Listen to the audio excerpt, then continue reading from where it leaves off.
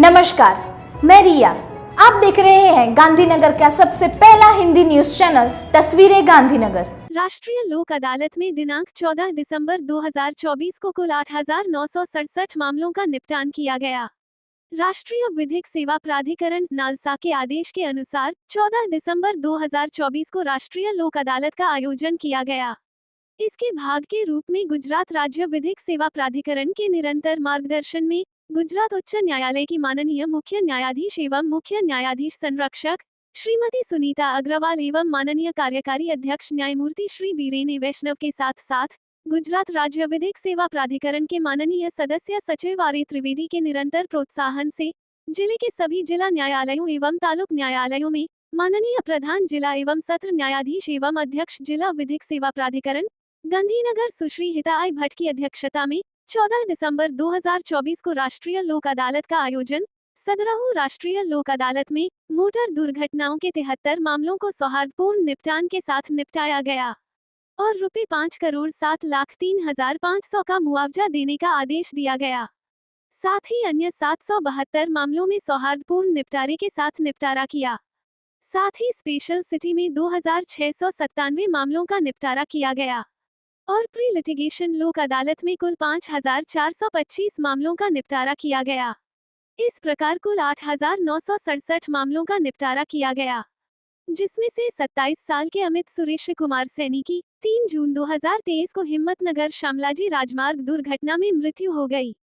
तत्पश्चात उनके माता पिता द्वारा गांधीनगर मोटर दुर्घटना न्यायाधिकरण के समक्ष एक मुआवजा आवेदन संख्या 262/2023 दायर किया गया था। उनके वकील जी के चंपावत के माध्यम से दुर्घटना मुआवजा प्राप्त करने के लिए मामला 14 दिसंबर 2024 को आयोजित लोक अदालत में निपटान के लिए दायर किया गया था, जिसमें एक सौहार्दपूर्ण समझौता हुआ। बीमा company Tata AIG general insurance के माध्यम से याचिकाकर्ता के उत्तराधिकारियों को 7,75,000 रुपये का चेक प्रस्तुत किया गया। अधिवक्ता Shri R A Trivedi Tata AIG general insurance के लिए लोक अदालत के दौरान पहुंचे और मार्गदर्शन प्रदान किया। उक्त प्रकरणों के निस्तारण हेतु सुश्री हिता भट्ट के सतत मार्गदर्शन में जिला विधिक सेवा प्राधिकरण गांधीनगर के माननीय अध्यक्ष सचिव श्री MJ गढ़वी द्वारा विभिन्न बैठकों का आयोजन किया गया। अधिक से अधिक प्रकरणों के निस्तारण के माध्यम से निराकरण करने का प्रयास किया गया और गांधीनगर जिले के सभी न्यायिक अधिकारियों, वकीलों और सभी स्टाफ सदस्यों के अथक प्रयासों से लोक अदालत को सफल बनाया गया।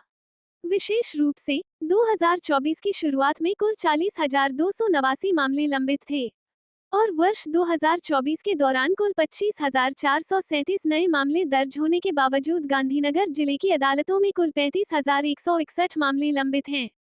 माननीय प्रधान जिला न्यायाधीश सुश्री हिता भट्ट का के कुशल नेतृत्व, निरंतर मार्गदर्शन और निरंतर प्रयासों के साथ साथ लोक अदालत के माध्यम का अधिकतम उपयोग करते हुए वर्ष 2024 की शुरुआत में कुल 40,289 मामले लंबित थे। वर्ष के दौरान गांधीनगर जिला अदालतों में लंबित मामलों की संख्या में काफी कमी आई है।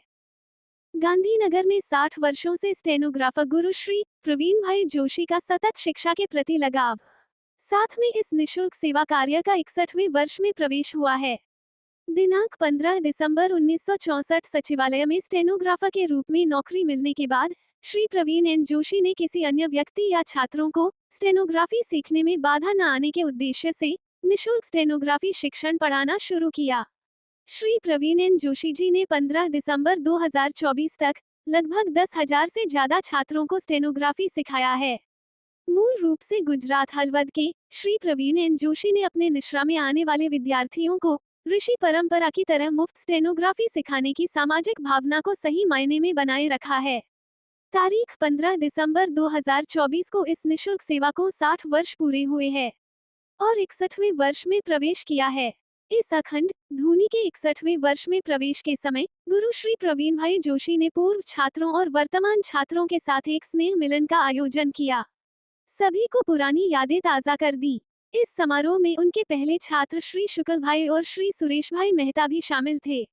इस समारोह में गुरु श्री प्रवीण भाई जोशी का स्वागत प्रत्येक छात्र के भावपूर्ण गुलाब की पंखुड़ियों से होने पर गुरु की आंखें भर आईं।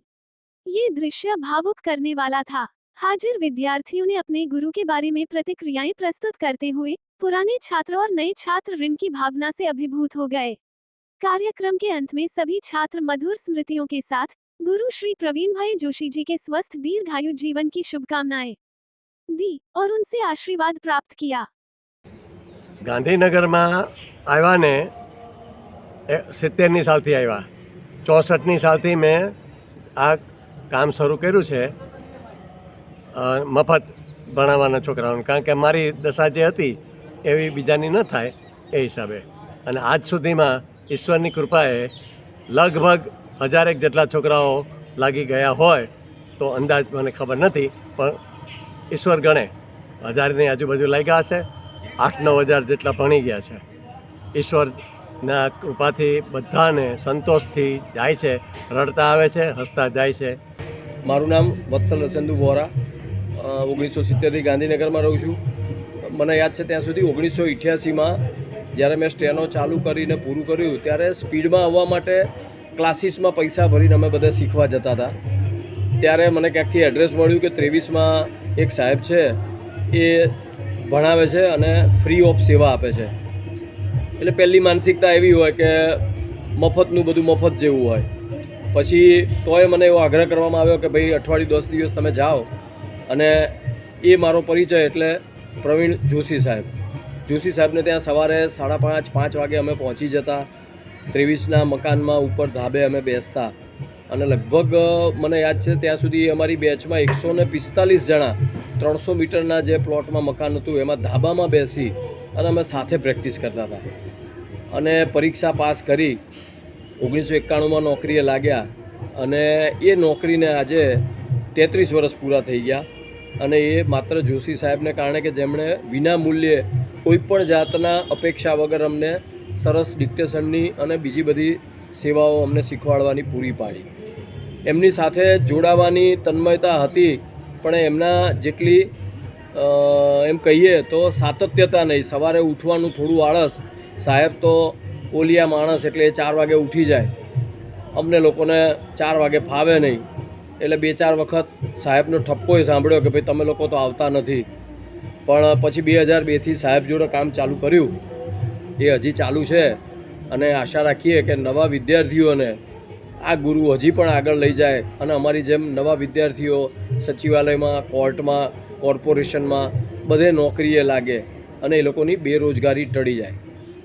હું કુસુમ હેમંત પંડ્યા 1991માં ગ્રેડ 3 તરીકે સામાન્ય વહીવટ વિભાગમાં ફરજ બજાવતી હતી. અત્યારે હાલ સામાજિક ન્યાય વિભાગમાં ગ્રેડ 1 તરીકે ફરજ બજાવું છું. મેં કક્કો શીખવાની શરૂઆત જ જોશી સાહેબ પાસેથી કરેલી. આજે જોશી સાહેબને સેવાને 60 વર્ષ પૂર્ણ થાય છે. એમને દીર્ઘાયુ પ્રાપ્ત થાય અને આવી સેવા અમારા જેવા અનેક વિદ્યાર્થીઓને મળી રહે અને તેઓ જીવનમાં ખૂબ પ્રગતિ કરે એવી પ્રભુને પ્રાર્થના. હું અજય રાણા, હાલ મુખ્યમંત્રી શ્રી કાર્યાલયમાં ફરજ બજાવું છું. 1988થી પ્રવીણ જોશી સરને હું ઓળખું છું, અને તેમને આ જે સ્ટેનોગ્રાફર શીખવાની સેવાઓ છેલ્લા 60 વર્ષથી તેઓ આપી રહ્યા છે. ખૂબ જ નિસ્વાર્થ ભાવે, નિઃશુલ્ક ભાવે અને કોઈપણ પ્રકારના સ્વાર્થ વગર તેઓ આ સેવા આપી રહ્યા છે. એમનું દીર્ઘાયુષ્ય વધે અને ખૂબ જ એમની તબિયત સારી રહે એવી આશા રાખું છું. હું મિતા સોની પ્રવીણ જોશી સાહેબના અંડરમાં રહીને જ એમની જોડે ખૂબ સારી પ્રેક્ટિસ કરી છે અને એમની જોડે શીખી છું. સાહેબને આજે એમની આ અવિરત સેવાને 60 વર્ષ પૂરા થયા છે, ત્યારે એમણે આવો સરસ શુભેચ્છા સમારંભ બી રાખ્યો છે. અમને બધાને નવા જૂના ઘણા મિત્રોને ભેગા કર્યા છે, એ બદલ એમનો ખૂબ ખૂબ આભાર. અને એમને આજે અમે શુભેચ્છા આપીએ છીએ કે સાહેબ તંદુરસ્ત જીવન જીવે અને આવી જ રીતે હજી પણ આગળ નવા વિદ્યાર્થીઓને એમની સેવા મળતી રહે, બસ એ જ પ્રાર્થના છે. મારું નામ મહાદેવભાઈ મકવાણા. હું 2008માં સચિવાલયમાં ફરજ બજાવતો હતો કોન્ટ્રાક્ટ બેઝિસ પર. ત્યારે અમરેલી લઘુલિપિની બુક એક મિત્ર દ્વારા મને મળી, એટલે મેં મારી જાતે તૈયારી કરી. પછી પ્રવીણભાઈ જોશી સાહેબનું નામ મેં સાંભળ્યું. સેક્ટર 8 ગાંધીનગર સાથે વિનામૂલ્યે લઘુલિપિ શીખવાડતા હતા, તો એમના ત્યાં હું ગયો. ત્યારે મેં કોર્સ પૂરો કર્યો, પણ એમના ત્યાં ડિક્ટેશનની સ્પીડમાં મેં પણ એમને સવારે ક્લાસીસ હોય, સાંજે પણ કોઈ વાર એમના સામાજિક પ્રસંગ હોય અને અમારી એક્ઝામ આવી ગઈ હોય છતાં પણ એ પોતાના કૌટુંબિક સામાજિક પ્રસંગને બાજુ પર મૂકીને અમારી પરીક્ષાને પ્રાધાન્ય આપીને પણ વિદ્યાર્થી માટે સતત ક્લાસ દરરોજ નિયમિત ચાલુ રાખતા. અને આ સમયમાં ખરેખર કે જેઓ પોતાના હિત માટે પણ લોકો કામ કરતા હોય, લાભનો હેતુ હોય, તેવા સમયમાં પણ નિસ્વાર્થ ભાવે વિનામૂલ્યે અમીર ગરીબી જોયા વગર કોઈ પણ વિદ્યાર્થીને વિનામૂલ્યે આ લઘુલિપિનું જ્ઞાન પૂરું પાડનાર પ્રવીણ જોશી સાહેબને ભગવાન દીર્ઘાયુષ્ય આપે, તેમનું આરોગ્ય સારું રહે એવી પરમાત્માને પ્રાર્થના. હું ભાવના પાઠક. વર્ષો પહેલાં હું જોશી સાહેબને મળી હતી અને એમને ત્યાં જે મેં પ્રેક્ટિસ ચાલુ કરી હતી સ્ટેનોગ્રાફીની. વચમાં મને બીજે કંઈક જોબ મળી ગઈ તો મેં થોડા ટાઈમ સ્ટેનોગ્રાફી પ્રેક્ટિસ છોડી પણ દીધી હતી. પણ જોશી સાહેબના અથાગ પ્રયત્નો અને એમની એકદમ દૃઢતાના લીધે એમણે મને બહુ જ વાર મેસેજ કર્યા કે તો પ્રેક્ટિસ ચાલુ જ રાખ. અને મેં પ્રેક્ટિસ ચાલુ રાખી અને છેવટે હું આ સ્ટેનોગ્રાફીની એક્ઝામમાં પાસ થઈ અને મને સામાન્ય વહીવટ વિભાગમાં 1988માં નોકરી મળી.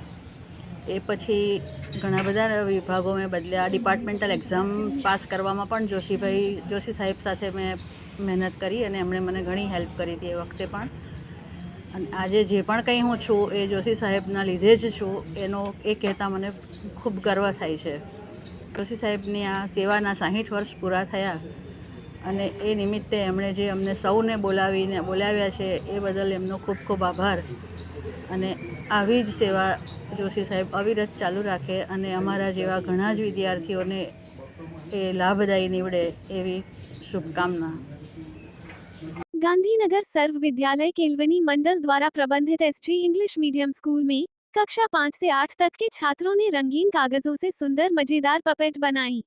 अलग अलग पपेट बनाने का उद्देश्य उसकी रचनात्मक शक्ति का विकास करना था. इस गतिविधि में बच्चों ने बढ़ चढ़कर भाग लिया. मुक्ति धाम सेक्टर 30 गांधीनगर सरगासन और देहगाम में अंतिम संस्कार हुए स्वर्गस्थों के अस्थि विसर्जन अमर अरुण बुच के मार्गदर्शन में हरिद्वार गंगा के तट पर पिछले कई वर्षों से चल रहा है. 14 सितंबर 2024 से 13 दिसंबर 2024 तक गांधीनगर के स्वयंसेवक मृतकों की अस्थियों को लेकर शनिवार 14 दिसंबर 2024 को अंतिम धाम क्षेत्र 30 गांधीनगर से हरिद्वार के लिए रवाना हुए. सोमवार 16 दिसंबर 2024 को सुबह 7 बजे से 10 बजे के बीच हर की पैड़ी गंगा के तट पर एक पूर्ण शास्त्र अनुष्ठान किया और मृतकों के अस्थियों का विसर्जन किया. નમસ્કાર, હું હિતેશ રાવલ ગાંધીનગરથી જુનિયર સિટીઝન કાઉન્સિલના વોલેન્ટિયર તરીકે આજે હું હરિદ્વાર મુકામે ગાંધીનગરના બંને સ્મશાન મુક્તિધામ અને રુદ્રભૂમિના અસ્થિઓનું વિસર્જન કરવા મારી સાથે પંદેવ યુવક મંડળની ટીમ અને ગાંધીનગર શહેર પંચાયતની ટીમ આવેલ છે, જેને અમે શાસ્ત્રોક્ત વિધિથી જેનું વિસર્જન કરીશું. तस्वीरें गांधीनगर में जानकारी देने के लिए 8401088677 पर व्हाट्सएप या कॉल कर सकते हैं. लाइक करें, शेयर करें, सब्सक्राइब करें और देखते रहिए गांधीनगर का पहला हिंदी न्यूज चैनल तस्वीरें गांधीनगर.